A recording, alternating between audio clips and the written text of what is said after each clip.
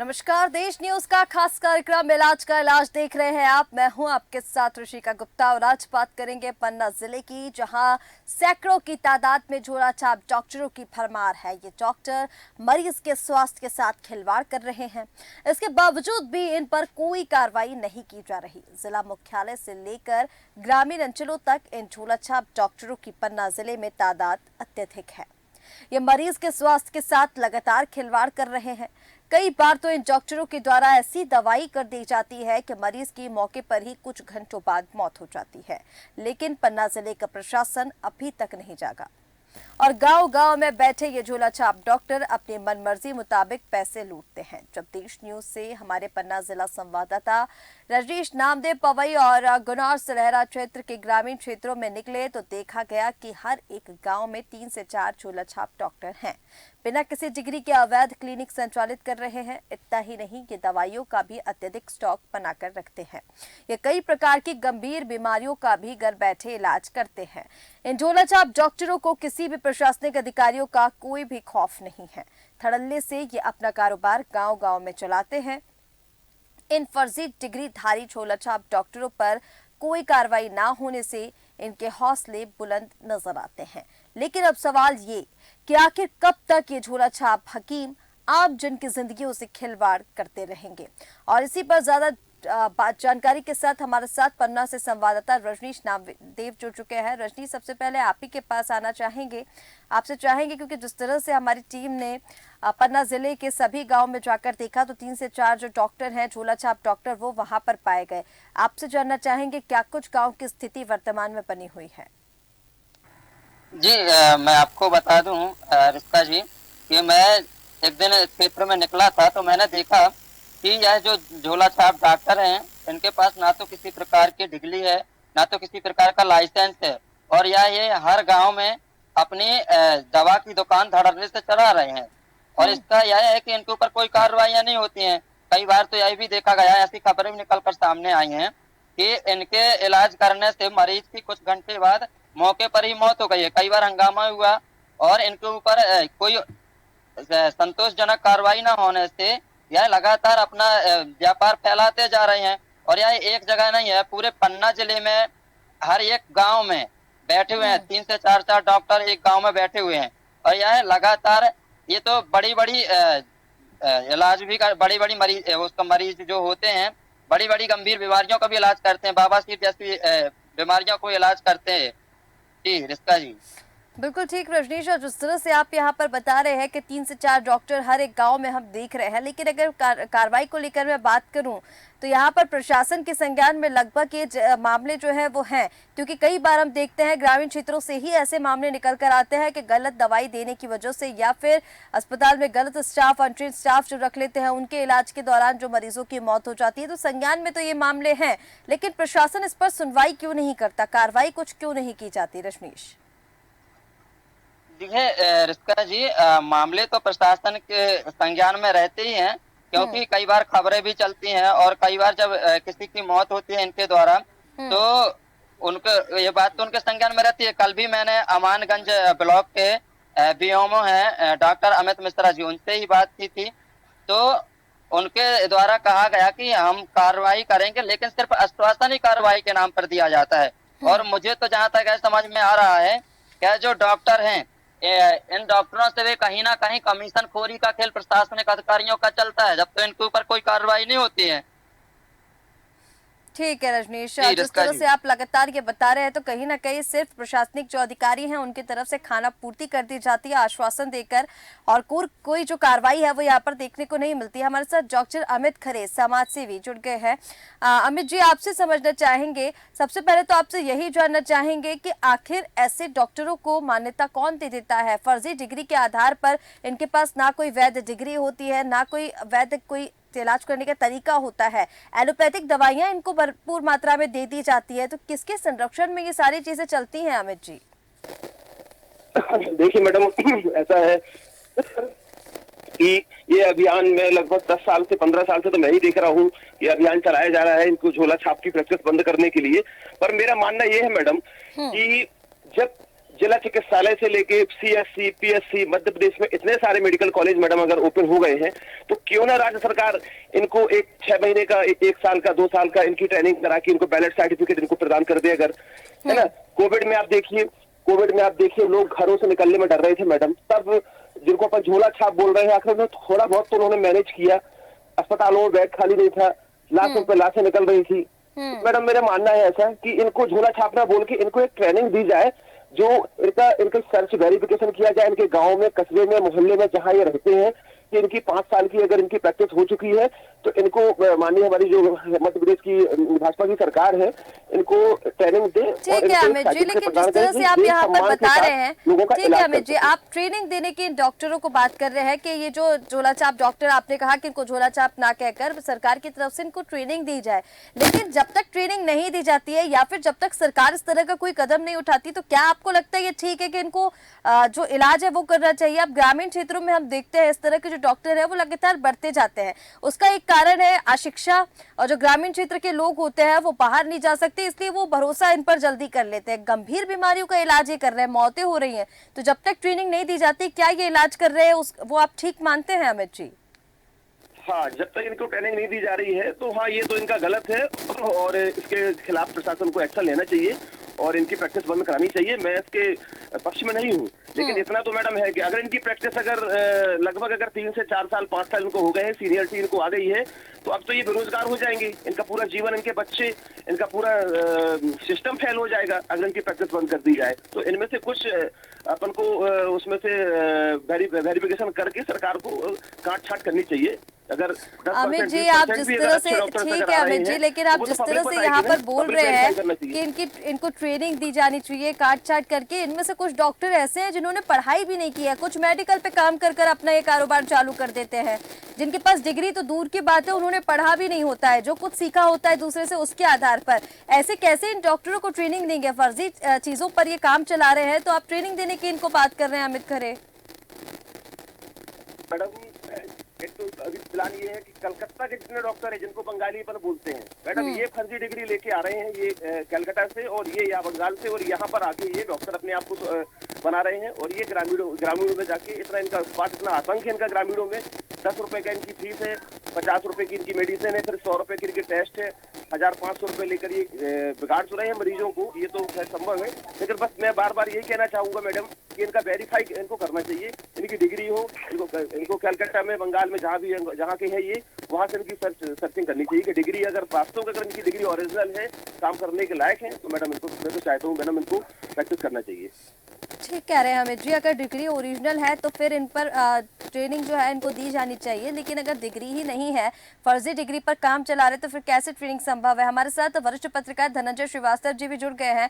धनंजय जी, आपसे समझना चाहेंगे, जिस तरह से झोला छाप डॉक्टरों का आतंक हम देख रहे हैं लगातार बढ़ता जा रहा है, अब इसको आतंक ही कहें, क्योंकि गलत दवाई देने की वजह से, गलत इलाज की वजह से कई मरीजों की मौतें जो है वो हो रही है। ग्रामीण क्षेत्रों से हम देखते हैं लगभग इस तरह के जो मामले हैं वो आए दिन के सामने आते रहते हैं, लेकिन इस पर एक्शन नहीं लिया जाता है। इसके पीछे किसको जिम्मेदार आप मानते हैं धनंजय जी, और क्यों ये जो डॉक्टर है वो इतने बढ़ते जा रहे हैं? जी मैम, इसका एक तो सही डॉक्टर अमित खरे जी से मैं सहमत हूँ, क्योंकि क्या है कि इनको प्रशिक्षित हैं उन्हें ही फील्ड में जो है अनुमति दी जाना चाहिए। और सबसे बड़ी चीज क्या है कि CMHO, जिसकी पूर्ण जिम्मेवारी रहती है, जिले का सबसे बड़ा स्वास्थ्य अधिकारी रहता है, और इनकी पूरी जिम्मेवारी रहती है, और इसके लिए विधिवत एक टीम भी गठित की जाती है जो इनकी जांच कर सके समय समय पर। क्योंकि इनकी डिग्री इलाहाबाद और पटना और पश्चिम बंगाल से ऐसे कुछ फर्जी डिग्रीधारी सक्रिय रहते हैं, जो जिनके कारण जो है जो गांव-गांव में इलाज कर रहे हैं और कैजुअलिटी हो रही है, उनके लिए जो है ये स्वास्थ्य अमला, कोई सरकारी स्वास्थ्य अमला जिनकी कमांडिंग की रिस्पॉन्सिबिलिटी है, वो इस क्षेत्र में कोई विशेष कार्य नहीं कर पा रहे हैं। जी ठीक कह रहे धनंजय जी, अब जिस तरह से, क्योंकि अब आपने जैसा कहा कि जो जिनके पास डिग्री है, जो प्रशिक्षित हैं, उनको मतलब और ट्रेनिंग देनी चाहिए, फील्ड पर मौका देना चाहिए, लेकिन जिनके पास डिग्री नहीं है उनके लिए क्या कहेंगे? जो फर्जी डिग्री पर अपना एक कारोबार चला रहे हैं उनके लिए क्या कहेंगे? यही मुख्य CMHO का मुख्य काम है कि वहाँ पे जो है क्षेत्र वाइज जो जितने भी BMO कार्यालय हैं उसमें एक डॉक्टर नियुक्त किया जाता है मैम। और उनकी कार्यप्रणाली पे ही सवाल उठाए जाते हैं हम लोगों के द्वारा, लेकिन उस पर कोई कार्रवाई, प्रभावी कार्रवाई नहीं होती है, क्योंकि इन लोग किसी न किसी माध्यम से, किसी प्रभावी माध्यम से, राजनीतिक प्रभाव से ये जुड़े रहते हैं। लेकिन एक बात और है मैडम, जैसे उन्होंने बताया कि जो पिछले कई वर्षों से यह कार्य कर रहे हैं, तो ऐसे एक्सपीरियंस होल्डर जो डॉक्टर हैं ग्रामीण क्षेत्रों में, उनको चिन्हित करके उन्हें प्रमाणित किया जाना चाहिए, ताकि बेरोजगारी उनके परिवार भी पल सके। और दूसरा भी देखा गया था कि पिछले कोरोना काल में भी इन्होंने प्रभावी ढंग से काम किया है। मैं उनका फेवर नहीं कर रहा हूँ, लेकिन अभी जो कैजुअलिटी हो रही है कोरोना के बाद, वो लगातार अब एलोपैथी और होम्योपैथी, और नॉर्मली क्या है कि होम्योपैथी की डिग्री लाते हैं यहाँ गाँव में जो कर रहे हैं वही दिखाते हैं। अभी अंग्रेजी दवाइयाँ बेखौफ रूप से, ना जाने जिसको कौन सा इंजेक्शन लगना है वो भी आप शिक्षित डॉक्टर लगाते हैं, तो इससे बड़ी घटनाएं घटती हैं। और ये आए दिन ये घटनाएं सामने आ रही हैं। मुद्दा अच्छा है, लेकिन ये जो ज्यादा एक्सपीरियंस होल्डर हैं, भले हुई आप सुरक्षित हो, लेकिन उनको एक ऐसा कुछ चलना चाहिए शासन की तरफ से या स्वास्थ्य विभाग की तरफ से कि ये कुछ वैलिड भी हो जाए और उन्हें अनुमति दी जाए। बिल्कुल ठीक कह रहे धनंजय जी। अब सरकार की तरफ से इसको लेकर कदम तो उठाने चाहिए, जैसा आपने कहा कि ये जो डॉक्टर है जो काफी समय से काम कर रहे हैं इस फील्ड पर, या फिर जिनको प्रशिक्षण की जरूरत है, जिनके पास काफी सालों का एक्सपीरियंस है, उनको दिया जाना चाहिए। लेकिन सवाल मेरा आपसे ये है धनंजय जी, जब तक वो ट्रेनिंग नहीं मिल जाती, जब तक वो प्रशिक्षण नहीं मिल जाता, तब तक ये काम करे, क्या वो ठीक है आपकी नजर में? उनका व्यक्तिगत एक बैठक होना चाहिए, उनको जिला चिकित्सालय में उनको बुला के, और उनका दायरा क्या है उन्हें ये समझाना चाहिए कि आपका दायरा क्या है, और आपके पास यदि अगर मरीज आता है तो आप नजदीकी स्वास्थ्य केंद्र में प्रशिक्षित डॉक्टर जो सरकार के द्वारा नियुक्त है उनके पास भेजना चाहिए, रेफर करना चाहिए, जबकि वो सारी की सारी दवाई स्वयं कर लेते हैं। ये सबसे बड़ी विडंबना है। और आर्थिक स्थिति के कारण गाँव में ही वो सेवाएं मिलती है, तो ग्रामीणों की, आम पब्लिक की भी मजबूरी है कि इनसे इलाज लेना। इसलिए इनको विशेषकर जो ग्रामीण क्षेत्र में ये कार्यरत हैं, इनको विधिवत इंस्ट्रक्शन देना चाहिए कि आपके पास जो क्रिटिकल पेशेंट आता है, आप जो है संबंधित एक्सपीरियंस होल्डर के पास भेजें, जो रजिस्टर्ड डॉक्टर है उनके पास भेजें। यही एक प्रमुख उपाय है। और शासन को प्रभावी कदम इसलिए भी उठाना चाहिए कि जो जिनके बारे में बार बार खबरें आ रही हैं कि ये यहाँ से, इस डॉक्टर के हाथ से ज्यादा कैजुअलिटी हो रही है, उन पर भी प्रभावी कार्रवाई जरूरी है। बिल्कुल ठीक है धनंजय जी, प्रभावी कार्रवाई जो है वो जरूरी तो है, लेकिन मैं आपके पास वापस लौटूंगी। रजनीश, मैं आपसे समझना चाहूंगी, अब जिस तरह से आप हमारे साथ डॉक्टर अमित खरे जी भी जुड़े हुए हैं, उनकी बात भी सुन रहे थे, धनंजय जी की भी आपने बात सुनी, तो उनका ये कहना है कि जो ये एक्सपीरियंस होल्डर डॉक्टर्स हैं जिनके पास डिग्री नहीं है या फिर फर्जी डिग्री पर काम कर रहे हैं, एक्सपीरियंस काफी हो गया है, तो सरकार की तरफ से कदम उठाने चाहिए। सरकार जब कदम उठाएगी तब ठीक है, लेकिन यहाँ पर क्योंकि हम बात कर रहे हैं फर्जी डिग्री लेकर इलाज करने की, अब फर्जी डिग्री इनके पास है, इलाज ये कर रहे हैं, सवाल यहाँ पर एक बहुत बड़ा ये भी उठता है कि आखिर इन डॉक्टरों को जिनके पास फर्जी डिग्री है या फिर जिनको कोई काम नहीं आता है, इनको एलोपैथिक दवाइयाँ कैसे मिल जाती हैं इतनी बड़ी तादाद में, क्योंकि ये इंजेक्शन का भी यूज कर रहे हैं, एलोपैथिक दवाइयाँ जो है वो भी मरीजों को दे रहे हैं, तो एलोपैथिक दवाइयाँ इनको कैसे मिल जाती है? रजनीश, देखिए रिश्ता जी, मैं दोनों लोगों की बात से सहमत हूँ। ये बात, इनका सच कहना है कि ठीक है ग्रामीण क्षेत्रों में जो है डॉक्टर हैं, यह मतलब अब ग्रामीणों को बहुत सारी सुविधाएं होती है, लेकिन मेरा यही मानना है कि इनके पास कोई डिग्री तो हो, इनके पास कोई लाइसेंस तो हो, इनके पास ये केवल अपने अनुभव के आधार पर कार्य करते हैं। और रही बात इनको दवाइयों की, इनको दवाइयाँ जो मेडिकल होती हैं, मेडिकल द्वारा इनको दवाइयाँ प्रोवाइड कर दी जाती है। मेडिकल के जो कर्मचारी होते हैं, मेडिकल जो खोले होते हैं, चाहे प्राइवेट मेडिकल हो, प्राइवेट मेडिकल वाले इनके खुद दवा खाने तक अपनी दवाइयाँ पहुंचा देते हैं, और इसके बाद ये डॉक्टर अपने वही ग्रामीण क्षेत्र में बैठ के दवा करते हैं।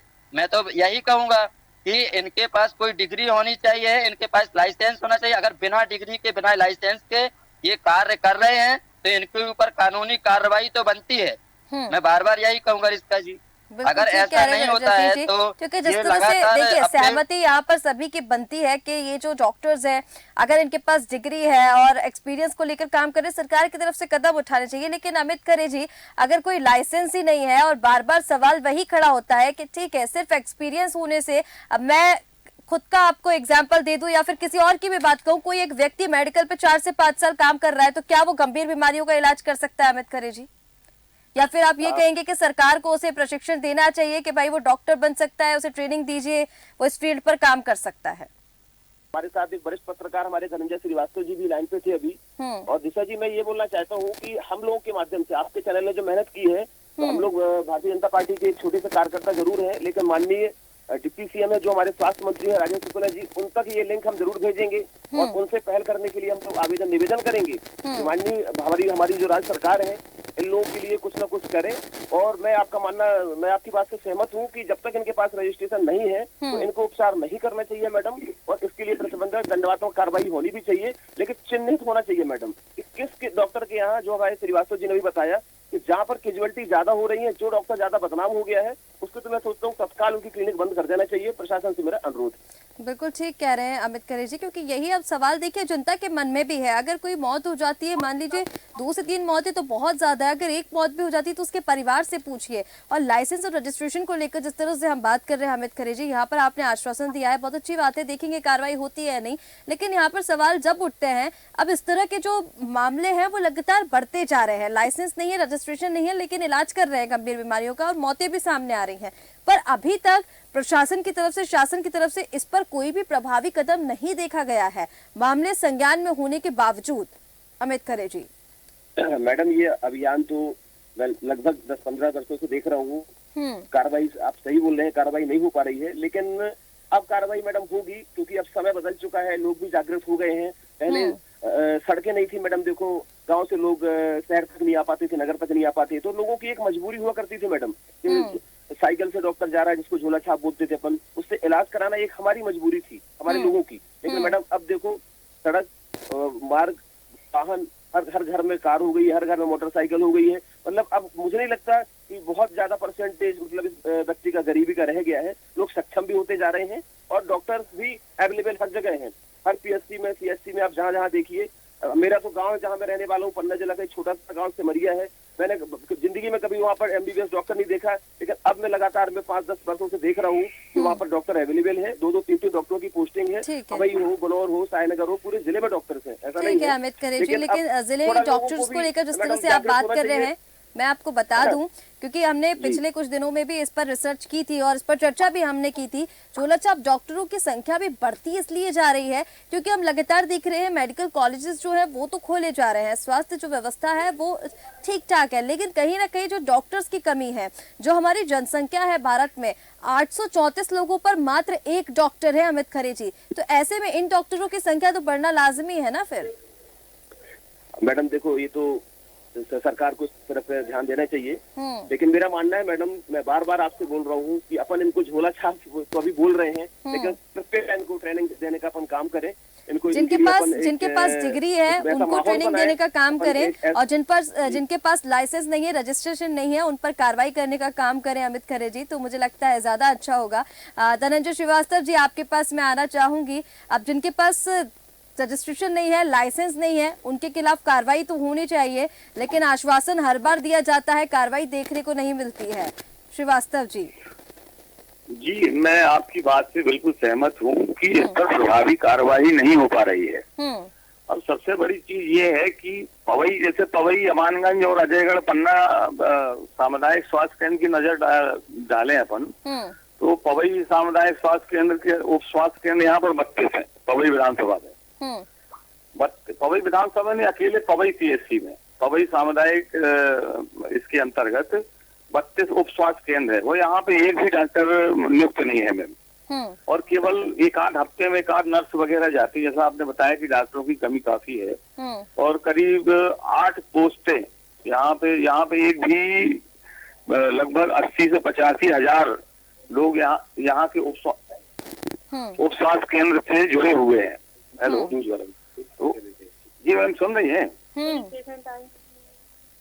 हाँ, तो यहाँ पे 80 से 85 हजार लोग पॉपुलेशन जो है यहाँ के सामुदायिक स्वास्थ्य केंद्र से जुड़ी हुई है, और यहाँ पे केवल 2 डॉक्टर हैं, केवल पवई से अंदाज लगा लीजिए। तो वही और एक भी महिला डॉक्टर नहीं है, भी कहा कि जिस तरह से हम भारत की जनसंख्या देख रहे हैं, जनसंख्या के हिसाब से आपको बताया धनंजय जी के 834 लोगों पर एक डॉक्टर, तो काफी गंभीर ये विषय हो जाता है कि स्वास्थ्य व्यवस्था जिस तरह से ठीक होने के दावे तो किए जा रहे हैं, लेकिन डॉक्टर्स की कमी कहीं ना कहीं इस पर सवालिया निशान खड़े कर देती है।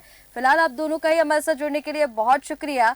तो तस्वीरें आपको लगातार दिखा रहे हैं जहां झोला छाप जो डॉक्टर है उनकी तरफ से किस तरह से इलाज किया जा रहा है और जो मौतें हैं वो भी सामने आ रही है। गंभीर विषय ये हो गया है, लेकिन कहीं ना कहीं जिस तरह से हमारे दोनों मेहमानों ने कहा रजनीश यहाँ पर कि जो जिनके पास अनुभव है या फिर जिनके पास कोई डिग्री है, भले ही वो छोटे लेवल पर हो, तो उनके लिए सरकार को प्रभावी कदम उठाने चाहिए। इसके साथ ही जिनके पास रजिस्ट्रेशन नहीं है, जिनके पास लाइसेंस नहीं है, उनके ऊपर कार्रवाई करनी चाहिए रजनीश। लेकिन आप जिस क्षेत्र की पन्ना जिले की हम बात कर रहे हैं, आपको क्या लग रहा है गाँव में जिस तरह से 3 से 4 डॉक्टर आपने बताया वो इस तरह के हैं, कितनों के पास आपको लगता है कि डिग्री लाइसेंस होंगे और क्या सभी डॉक्टर ऐसे हैं जिनके पास लाइसेंस रजिस्ट्रेशन नहीं है? देखिए रिश्ता जी, हम जब फील्ड में निकले तो कई डॉक्टरों द्वारा हमें दिखाया गया कि हमारे पास ये लाइसेंस, हमारे पास ये है, कई प्रकार के उन्होंने कागज दिखाए, लेकिन उनके पास जो लाइसेंस थे, जो हमने देखा, इनके पास सिर्फ प्राथमिक उपचार करने की डिग्रियां थी। मतलब ये प्राथमिक उपचार कर सकते हैं, अगर कोई एक्सीडेंट होता, मतलब कोई गिर जाता थोड़ी बहुत, तो ये पट्टी वगैरह कर सकते हैं, पर इनके पास ये अधिकार नहीं है कि किसी को बाटल लगाएं या किसी को इंजेक्शन वगैरह लगाएं या कोई इस प्रकार की गोली दवाइयां दे जो हार्ड हो। और सबसे बड़ी बात यह है रिश्ता जी कि ये बंगाल क्षेत्र से आकर के पूरे ग्रामीण अंचल क्षेत्रों में फैले हुए हैं, लेकिन इनके ऊपर कोई कार्रवाई नहीं हो रही है। और कार्रवाई ना होना कहीं ना कहीं प्रशासनिक अधिकारियों पर भी सवालिया निशान खड़े करता है। बिल्कुल ठीक कह रहे हैं रजनीश जी, क्योंकि जिस तरह से आपने बताया कि बंगाल से आकर या फिर देश के किसी भी क्षेत्र से आकर अगर कोई इस तरह का डॉक्टर जिसके पास लाइसेंस नहीं, रजिस्ट्रेशन नहीं, कोई डिग्री नहीं, वो इलाज करेगा तो कहीं ना कहीं प्रशासन की कार्यप्रणाली पर सवाल खड़े होंगे, क्योंकि प्रशासन के संज्ञान में जिस तरह से अब ये मामले बढ़ते जा रहे हैं वो हैं, लेकिन अगर कार्रवाई नहीं होती है तो प्रशासन के ऊपर बड़े सवालिया निशान जो है वो खड़े होते हैं। और तस्वीरें आपको लगातार जिस तरह से दिखा रहे हैं कि किस तरह से जो झोला छाप डॉक्टरों की संख्या है वो लगातार बढ़ती जा रही है और लगातार वो इस तरह के जो इलाज है वो करते जा रहे हैं। अब हमारे साथ मुख्य चिकित्सा अधिकारी बीएस उपाध्याय जी जुड़ गए हैं। बीएस उपाध्याय जी, सीधा आपके पास आते हुए किस तरह से इस पूरे मामले को देखे सर, उस पर कार्रवाई क्यों नहीं होती है? झोला छाप डॉक्टरों की संख्या लगातार बढ़ती जा रही है ग्रामीण क्षेत्रों में, लगातार एक के बाद एक जो गंभीर मामले हैं वो सामने आ रहे हैं, लेकिन इस पर विभागीय कार्रवाई भी कोई नहीं होती है, प्रशासनिक कार्रवाई तो दूर की बात है।